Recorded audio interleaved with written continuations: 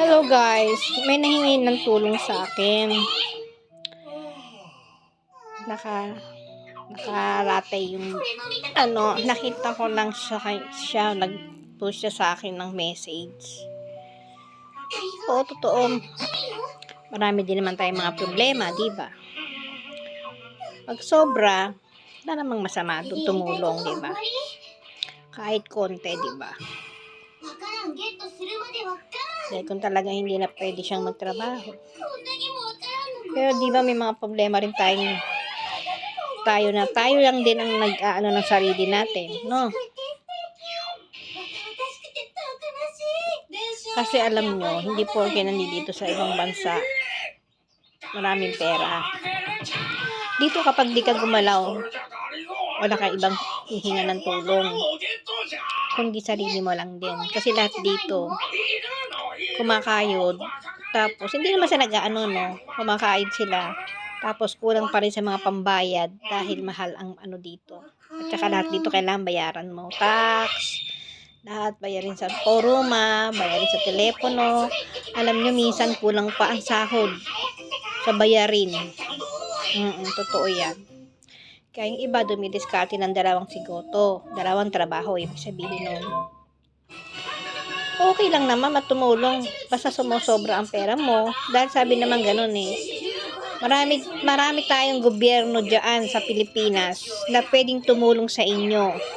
Humingi kayo ng tulong doon sa mga gobyerno na dahil kailangan tumulong sila dahil sa totoo lang, pera din, may mga tax din tayong binabayaran dyan, yung mga OFW, di ba? Kaya kung ako sa inyo, humingi kayo ng tulong sa gobyerno dyan. Totoo yan. Kasi mas nakaka-touch sa puso namin na hihingi kayo sa amin ng tulong, pero hindi namin maibigay tulong na hinihingi ninyo kasi po, mayroon din kami mga problema na hindi din namin makayang sabihin sa ibang tao. Ganun po. Marami din po kasing problema mga tao dito. Totoo yan. Pero kung kauntit kaya naman, bakit hindi, di ba? Totoo po yun. Pero kung gusto nyo talagang ng tulong, meron tayong gobyerno dyan sa Pilipinas para humingan nyo ng tulong. Pumunta kayo ng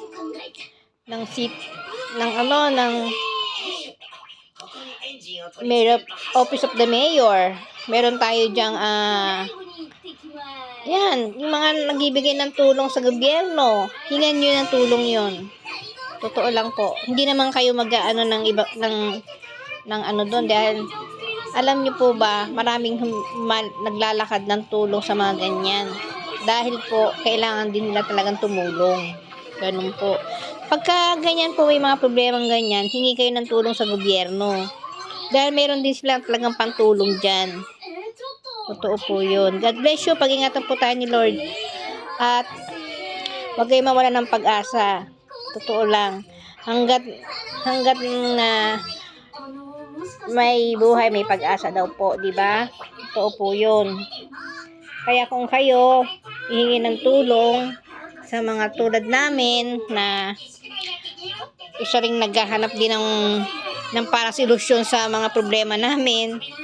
Dahil siyempre akala nyo nasa ibang bansa kami, marami kaming pera. Nako, marami din po kaming problema sa pamilya din na siyempre tinutulungan din namin. Natural, diba? Tapos sa mga bayarin din sa dito, bayarin doon. Ganun po yun eh. Pero kung hihingi kayo ng tulong talaga, pumunta kayo sa government na hingi kayo ng tulong. Baka hindi nyo alam kung saan lalakarin. Punta kayo sa munisipyo, sa City Hall po.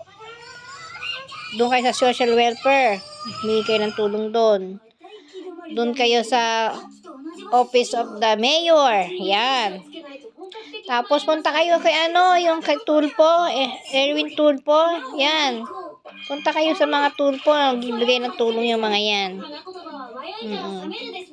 Bayaan yung pag yumamang kami mga OFW, may mga nasa ibang bansa bakit hindi, di ba po? Salamat po, God bless you po ulit. Pag-ingatan po tayo lagi ni Lord at walang problemang hindi nasusolusyonan kapag ka hinaharap yan. Kaya humingi kayo ng tulong sa gobyerno ng kung saan kayo nandoon bansa. Salamat po.